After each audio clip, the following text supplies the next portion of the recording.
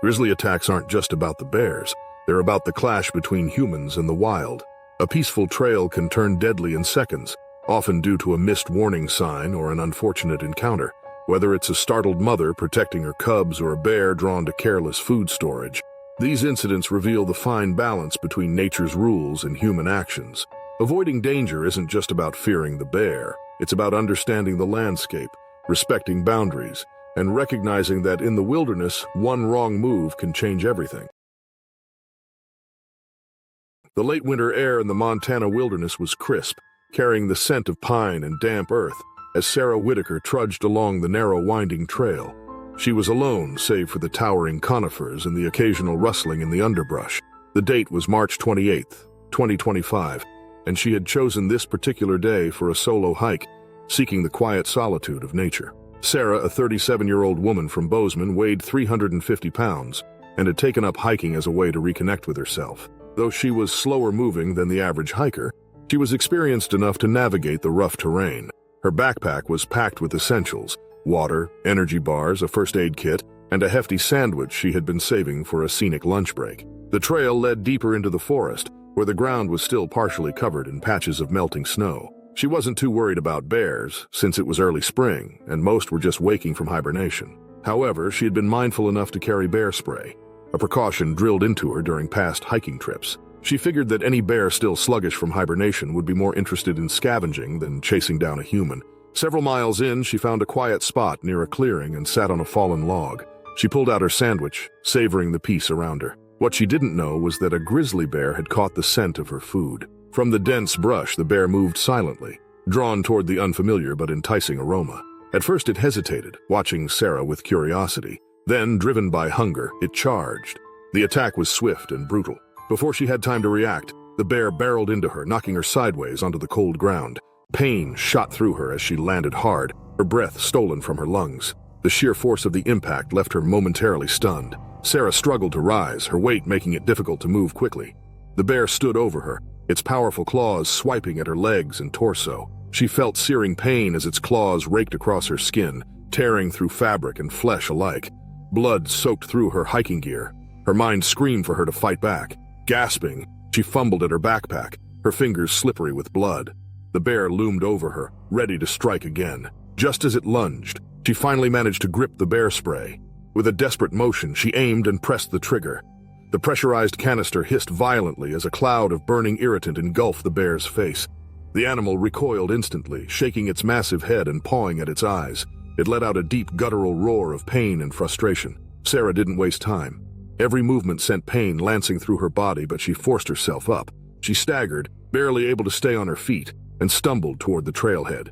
Behind her, the bear was still disoriented, rubbing its face against the bark of a tree, trying to rid itself of the painful spray. She moved as quickly as her injuries allowed, blood dripping onto the dirt path. The pain was nearly unbearable, but the adrenaline kept her going. Her only focus was survival. She had no idea how long she walked, but after what felt like an eternity, distant voices cut through the forest. A group of hikers appeared in the distance, their expressions shifting from curiosity to alarm as they spotted her staggering toward them. One of them, a man in his 40s, rushed forward to catch her before she collapsed completely. Within minutes, they had called for help. Paramedics arrived via helicopter, securing Sarah onto a stretcher and airlifting her to the nearest hospital. The last thing she remembered before losing consciousness was the whirring of the helicopter blades and the distant realization that she had survived. The injuries were severe. Deep gashes along her legs and arms, bruised ribs and a dislocated shoulder, but she was alive. Doctors marveled at her resilience, noting that had she not acted quickly with the bear spray, she likely wouldn't have made it out of the woods. News of the attack spread quickly. Wildlife officials later tracked the bear, confirming that it had retreated deeper into the forest. They stressed the importance of proper precautions when hiking, regardless of experience. Sarah's recovery took months, but she remained steadfast in her love for the outdoors. She knew the risks better than most now, but she refused to let fear keep her from the wild places she cherished. In interviews, she credited her survival to both her instincts and the bear spray, a reminder that even in the face of overwhelming danger, preparation could mean the difference between life and death. As she lay in her hospital bed, she replayed the encounter in her mind, trying to make sense of every decision she had made. The realization that she had been mere seconds away from death was sobering. It wasn't just luck that saved her. It was her knowledge of bear safety, and her ability to stay composed under pressure. Many others had not been as fortunate in similar encounters. Her story sparked conversations about hiking safety, prompting outdoor enthusiasts to rethink their own preparedness. Sarah's resilience became an inspiration to many, proof that even in dire circumstances, survival was possible. Local authorities used her experience as an example, encouraging hikers to always carry bear spray, hike in groups, and remain alert to their surroundings. Months later, when she finally returned to the trails, it was with a newfound sense of caution and appreciation for nature's unpredictable dangers. She moved more slowly, listened more intently, and took extra precautions with her food storage. The wilderness, though beautiful, was indifferent to human presence, and she had come face to face with that reality. The scars on her body served as permanent reminders of that terrifying day, but they did not deter her. If anything, they strengthened her resolve. She had stared death in the face and survived, and for Sarah Whitaker, that was enough to keep moving forward, one careful step at a time. The Bitterroot Mountains of Montana were a breathtaking expanse of snow-covered wilderness, stretching endlessly under the pale winter sky. Carla Vensrud, an experienced snowshoer, had set out alone that morning, eager to escape the confines of city life and embrace the raw beauty of nature. It was early November of 1999, and though the sun shone overhead, the air remained frigid, carrying with it a silence that was both peaceful and ominous. The snow beneath her feet crunched rhythmically as she moved, leaving a distinct trail in the otherwise untouched landscape. She had been navigating the backcountry trails for hours, enjoying the crisp solitude. The dense forest of towering pines and bare-branched aspens surrounded her, their skeletal limbs casting long shadows across the snow. Every so often she would pause to admire the beauty of her surroundings, adjusting her pack and sipping from her insulated water bottle. She felt at home in the wilderness, confident in her ability to handle whatever challenges the environment might present. However, she was unaware that her presence had not gone unnoticed. A grizzly bear, recently emerged from hibernation and driven by hunger, had picked up her scent. The bear, lean from months of dormancy, prowled silently through the trees, drawn by the unfamiliar disturbance in its territory. The snow concealed much of its movement, allowing it to get closer without detection. Carla, oblivious to the danger, continued forward, her thoughts lost in the tranquility of the mountains. The first sign of trouble came in the form of an unsettling sound, a deep, guttural huff that echoed through the trees. She froze, her breath catching in her throat as her mind raced to process what she had just heard. Slowly, she turned her head, scanning the forest. That was when she saw it. The grizzly stood a short distance away, its massive form partially concealed by the trees, its dark eyes locked onto hers. And in that moment, Carla felt an overwhelming surge of fear. Her instincts screamed at her to flee, but she knew better. Running would only provoke the bear's predatory instincts. Instead, she tried to make herself appear larger, raising her arms and gripping her trekking poles tightly. She spoke in a firm but steady voice, hoping to deter the bear from advancing. But the animal was undeterred. With a sudden burst of speed, it charged, kicking up snow as it barreled toward her. Carla's heart pounded as she took slow steps backward, moving toward a cluster of trees. She knew she had to get off the ground. Grizzlies were fast, but they were poor climbers. The nearest tree was just beyond her reach, but she made a desperate lunge for it, dropping one of her poles in the process. Her gloved hands grasped the rough bark, and she scrambled upward, her boots slipping against the icy trunk. The bear roared, its claws swiping at the base of the tree as she hoisted herself onto a low branch. For what felt like an eternity, Carla clung to the tree, her breath coming in ragged gasps. The bear circled below, growling and occasionally standing on its hind legs to sniff the air. It pawed at the trunk, frustration evident in its movements. She knew she couldn't stay there forever. The cold was already seeping into her limbs, making it harder to hold on. Every passing minute felt like an hour, and she could feel her strength waning. Eventually, after what seemed like a lifetime, the bear lost interest. Whether it had grown bored or had finally decided she wasn't worth the effort, it turned away, lumbering back into the forest. Carla remained motionless for several more minutes, unwilling to believe the danger had truly passed. When she was certain the bear was gone, she cautiously climbed down, her legs trembling from exertion and cold. She wasted no time retrieving her fallen pole and making her way back toward the trailhead. The ordeal had left her shaken, her body aching from the strain of holding herself aloft for so long. The return journey felt endless, her nerves on high alert with every creak of the trees or rustling of the underbrush. She had never felt so vulnerable in the wilderness before, and the realization unsettled her. Hours later, she finally emerged from the forest, the sight of her parked vehicle bringing an overwhelming sense of relief. As she sat behind the wheel, her hands still shaking, She took a moment to process what had happened. The experience had been terrifying, a stark reminder that nature, for all its beauty, was still wild and unpredictable. In the days that followed, Carla found herself haunted by the encounter. The memory of the bear's dark eyes and the sound of its guttural growl replayed in her mind, making sleep difficult. Even in the safety of her home, she found herself startled by sudden noises, her body still wired with the fear she had felt in the mountains.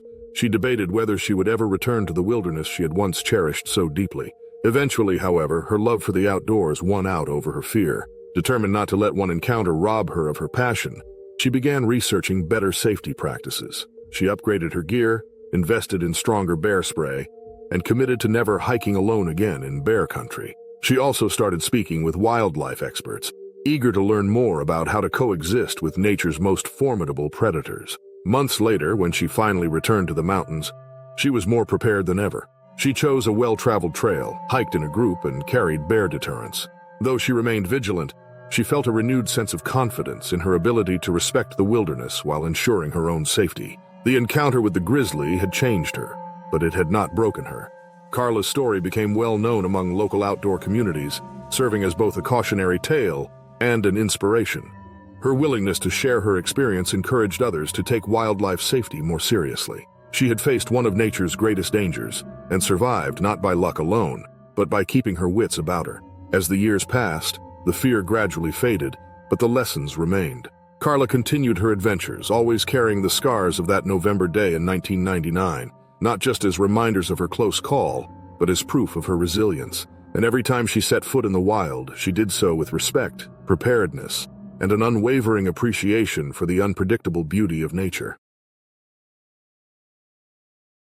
In the vast, untamed wilderness of Siberia, the dense forests stretched for miles, an unforgiving landscape where survival depended on knowledge and instinct. In the summer of 2017, Elena Makarova and her husband, Alexei Makarov, embarked on a week-long hiking trip through the remote Kamchatka Peninsula, an area known for its rugged terrain and formidable grizzly bear population. It was supposed to be an escape from their city life in Vladivostok, a chance to reconnect with nature and with each other. Armed with supplies, a map, and bear deterrents, they set off into the heart of the wilderness, unaware that their greatest challenge would not just be the elements, but something far more terrifying. For days, the couple trekked through the lush forests, crossing rivers and ascending steep ridges. The landscape was breathtaking, a mixture of towering pines, wildflower meadows, and the distant snow-capped peaks of the Koryak Mountains. They adhered to basic safety rules, storing food away from their tent, making noise to ward off wildlife, and remaining on marked trails. However, the isolation of the region meant that they were utterly alone,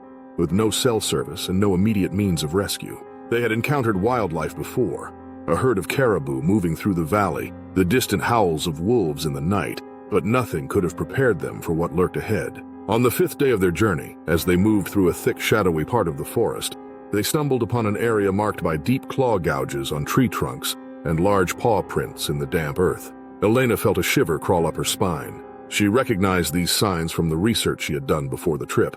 This was bear territory. Alexei, brushing off the unease, reassured her that as long as they remained cautious, they had nothing to fear. But nature had other plans. A massive Russian grizzly, likely protecting its territory, had caught their scent and was already watching them from a distance. The attack was sudden. A rustling in the underbrush was the only warning before the bear emerged. A monstrous figure of muscle and claws, its deep-set eyes locked onto the couple. Instinct took over. Elena froze. Her breath caught in her throat, while Alexei took a single step back. In an instant of sheer terror, Alexei made a decision that would haunt him for the rest of his life. Overcome with panic, he shoved Elena toward the bear and turned to run, his survival instincts overriding every vow he had ever made to her. Elena barely had time to register the betrayal before the bear was upon her, knocking her to the ground with a bone-crushing swipe. The sound of her screams echoed through the forest as the grizzly mauled her, its powerful jaws tearing through flesh. Alexei, glancing back, saw the horrific scene unfold but continued his desperate sprint towards safety. He found refuge in a rocky outcrop, his breath ragged, his mind racing. From his vantage point, he could still hear her cries, though they were growing weaker. The guilt clawed at him as fiercely as the bear did at his wife. He had abandoned her, left her to die in a moment of sheer cowardice. When silence finally fell, Alexei remained hidden for hours, paralyzed by fear and shame. The reality of what he had done began to sink in. As dusk approached, He forced himself to return to the site of the attack, hoping for a miracle. Instead, he found Elena's lifeless, mangled body, torn apart by the brutal efficiency of the grizzly's attack. His legs gave out beneath him as he collapsed beside her, shaking uncontrollably. He knew he couldn't stay there. The bear might return, and he was still miles from civilization. His only option was to make the long, grueling journey back alone. By the time Alexei reached a ranger station 3 days later, he was dehydrated, delirious, and barely able to speak. When rescuers ventured into the forest to recover Elena's remains, they found nothing but scattered bones and remnants of her gear. The bear had dragged her body deeper into its territory. There would be no burial, no proper goodbye. Alexei's story spread quickly, and while authorities classified it as an unfortunate wildlife attack, the truth of his betrayal could not be hidden. His survival was met not with sympathy but with scorn. Family, friends, and even strangers condemned his actions. He was haunted not only by the loss of his wife, but by the crushing weight of his cowardice. Unable to escape his guilt, Alexei withdrew from society. He left Vladivostok, retreating into self-imposed exile in a remote village near Lake Baikal. Those who knew him said he never spoke of Elena again, but his hollow eyes and restless nights told the story that words never could. He spent his days wandering the wilderness alone, perhaps seeking atonement, or perhaps hoping that one day he would encounter another bear, and this time he wouldn't run. The Turner family had always been avid adventurers, seeking the serenity and challenge of the wilderness. In July of 2013, Mark and Diane Turner, along with their 2 children, 12-year-old Owen and 9-year-old Lily, embarked on a week-long backpacking trip in the remote Cascade Mountains of Washington. The region was known for its towering evergreens, crystalline lakes, and rugged terrain, a perfect escape from the clamor of city life. Mark, an experienced outdoorsman, had meticulously planned the journey, ensuring they had all the necessary supplies, including bear-proof containers for their food. Despite their preparations, they would soon realize that nature had its own rules, and their sense of control was an illusion. The first few days of the trip were nothing short of idyllic. The family trekked through breathtaking scenery, setting up camp near a picturesque alpine lake one evening. They followed all bear safety protocols, hanging their food high in a tree and keeping a clean campsite. However, the wilderness was unpredictable. That night, a black bear prowled the area, lured by the faint scent of their provisions. At first, the Turners were unaware of its presence, but the sound of heavy footfalls and rustling outside their tent jolted them awake. Mark cautiously unzipped the tent flap, peering into the dimly lit forest. His heart pounded as he saw the dark silhouette of the bear rifling through their packs. Reacting swiftly, Mark grabbed a flashlight and attempted to scare the bear away with loud shouts and clapping. The bear, startled but not deterred, backed away momentarily before lunging at one of the backpacks. Realizing the situation was escalating, Diane pulled the children closer while Mark reached for a large stick, hoping to drive the animal away. He swung it at the ground, creating a loud thud, but the bear responded aggressively, standing on its hind legs and swiping at Mark's arm. A searing pain shot through him as the claws tore through his jacket and skin. Blood dripped down his forearm, but he barely registered the pain. His priority was keeping his family safe. As panic set in, Diane grabbed the emergency whistle and blew it with all her strength, the shrill noise piercing the night air. The bear hesitated, shifting its focus between the wounded Mark and the rest of the family. Taking advantage of the momentary distraction, Mark stumbled backward toward the tent, grabbing a can of bear spray. With shaking hands, he unleashed a powerful burst of the deterrent directly at the bear's face. The effect was immediate. The bear let out a guttural huff, shaking its head violently before retreating into the darkness of the forest. The family remained frozen, listening to the bear's retreating footfalls until silence engulfed the night once more. In the aftermath of the attack, Mark's wound was assessed. Though deep, it was not life-threatening. Diane bandaged his arm while Owen and Lily, still trembling, packed up their belongings. They knew they couldn't stay there any longer. The bear might return. With adrenaline fueling them, they navigated through the dark forest, using their flashlights to illuminate the trail as they made their way toward the nearest ranger station several miles away. The journey was grueling. Mark's injury slowed them down, and every snapping twig sent waves of paranoia through their minds. Hours later, as the first light of dawn broke through the treetops, they reached the safety of the station, exhausted but alive. The experience left an indelible mark on the Turner family. While Mark healed from his physical wounds, the mental scars lingered. The children, once carefree about camping, now harbored a newfound respect and caution for the wilderness. Diane and Mark, seasoned adventurers, acknowledged that even the most prepared individuals could find themselves at the mercy of nature's unpredictability. Their adventure had turned into a harrowing fight for survival, a reminder that the wilderness, while breathtaking, was never to be underestimated. As the weeks passed, the family slowly began to process their ordeal. Owen and Lily had trouble sleeping, haunted by the image of the bear looming in the darkness. Diane, ever the problem solver, encouraged them to talk about their fears, emphasizing the importance of learning from the experience rather than allowing it to instill a permanent sense of dread. She found books and documentaries about bear behavior, helping them understand that the bear had acted out of instinct rather than malice. Knowledge, she believed, was the key to conquering fear. Mark, however, struggled in his own way. Though he had always prided himself on his ability to protect his family, the incident had shaken his confidence. He replayed the attack in his mind over and over, questioning whether he could have done more to prevent it. Diane noticed his withdrawn demeanor and reassured him that his quick thinking had saved them all. Still, the weight of the experience lingered, making him hesitant about venturing back into the wild. Determined to reclaim their love for the outdoors, Diane proposed a short day hike near their home. She knew that avoiding the wilderness altogether would only allow fear to take deeper root. Initially reluctant, Mark and the children eventually agreed. They packed light, staying close to familiar trails, and for the first time since the attack, they felt a sense of normalcy returning. The fresh air, the rustling leaves, and the distant calls of birds gradually soothed their nerves. It was a small but significant step toward healing. Months later, the family made the decision to return to the Cascades, this time for a more controlled camping trip in a well-monitored area. Armed with better equipment and a reinforced understanding of wildlife safety, they set up camp with a renewed sense of respect rather than fear. Owen and Lily, though still cautious, marveled once more at the beauty of nature. Mark, too, felt his old self returning as he led his family through the trails, this time with an even deeper appreciation for the delicate balance between human adventure and nature's raw power. Their survival had not just been about escaping a predator. It had been about resilience, adaptation, and facing fears head-on.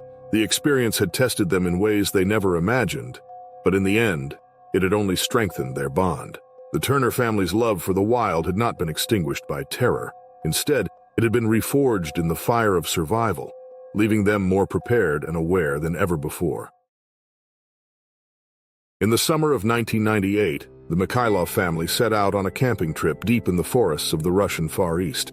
The region, near the Amur River in Ussuri, was known for its thick woodlands and rich wildlife, including the formidable Russian grizzly bear. Vadim Mikhailov and his wife, Elizaveta, had planned the trip for months, eager to give their children, 9-year-old Artem and 11-year-old Sasha, a break from city life in Vladivostok. The forest, though breathtaking, was an unforgiving landscape where nature reigned supreme. The Mikhailovs arrived in the early afternoon, setting up their small campsite near a riverbank where the water ran cold and clear. The dense trees stretched endlessly in all directions, their shadows deepening as the sun dipped lower in the sky. While Vadim and Elizaveta busied themselves unpacking supplies and setting up a fire pit, Artem and Sasha, eager to explore, wandered off into the woods. It was common knowledge among locals that grizzly bears were active in the area, particularly during late summer when they scouted for food before winter. However, the Mikhailovs had assumed that sticking close to their campsite would keep them safe. They had seen no signs of recent bear activity, no overturned logs, no fresh tracks. So when the children asked to explore a bit, their parents merely reminded them to stay close. Artem and Sasha ventured deeper into the woods, their laughter echoing through the trees as they picked up rocks and poked at fallen branches. Neither of them noticed the signs of danger: the faint claw marks on a nearby tree, the broken foliage that suggested recent movement. When they finally realized they were not alone, it was too late.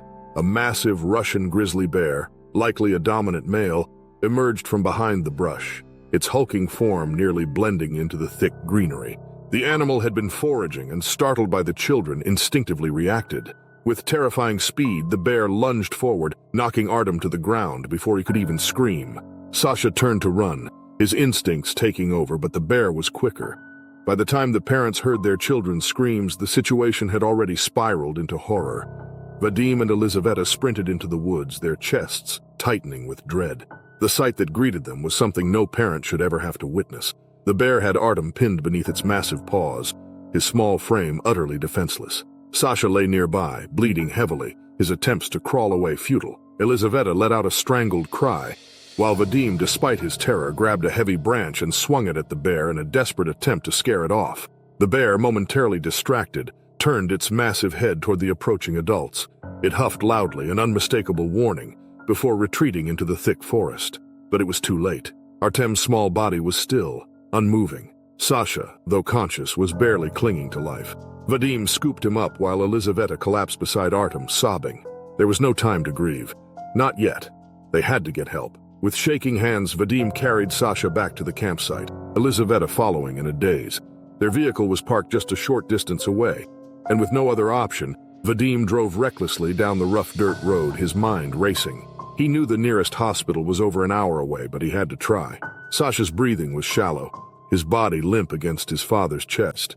By the time they reached the nearest outpost, a small medical station in a nearby village, Sasha had lost too much blood. The doctor on duty did everything he could, but the damage was severe. Within the hour, Sasha succumbed to his injuries, leaving his parents in stunned, inconsolable grief. The attack shocked the region, prompting renewed discussions on bear encounters in the Ussuri forests. Local authorities launched an investigation, confirming that an unusually aggressive male grizzly had been spotted in the area just days prior. Hunters were sent to track the bear, but the vast wilderness made it nearly impossible to locate. The Mikhailovs, shattered and numb with loss, left the forest behind forever. Their story became a tragic cautionary tale among locals, a reminder of the raw and untamed power of nature. The Russian Far East, for all its beauty, remained a place where humans were mere visitors in a land still ruled by beasts. In the weeks that followed, local villagers spoke in hushed tones about the tragedy, some blaming the family for underestimating the wild, while others simply mourned the loss of the young boys. Some hunters swore they had seen the same bear near another settlement, but no conclusive sightings were ever reported. The forest seemed to have swallowed the predator whole, as if nature itself had erased all evidence of the beast that had claimed 2 innocent lives. Vadim and Elizaveta barely spoke to each other after the incident. Grief had settled between them like an impenetrable wall, leaving little room for anything else. Their once happy home in Vladivostok became a shell of its former self, filled with silence and memories that refused to fade. Unable to bear the constant reminders, they eventually moved to a smaller apartment, far from the places that reminded them of their lost children. Years later, on the anniversary of the attack, Vadim made a quiet trip back to the Ussuri wilderness. He stood at the site of the old campsite, now overgrown with weeds, and felt the weight of his failure press down on him. He left a small wooden cross at the base of a tree, whispering a quiet apology before turning back to leave. He never returned again. The story of the Mikhailov family became a cautionary tale for hikers and campers venturing into the Russian wilderness. Signs were erected in various parts of the forest, warning of bear activity and urging caution. Local guides and experts reminded travelers of the golden rule of the wild: respect nature or suffer the consequences.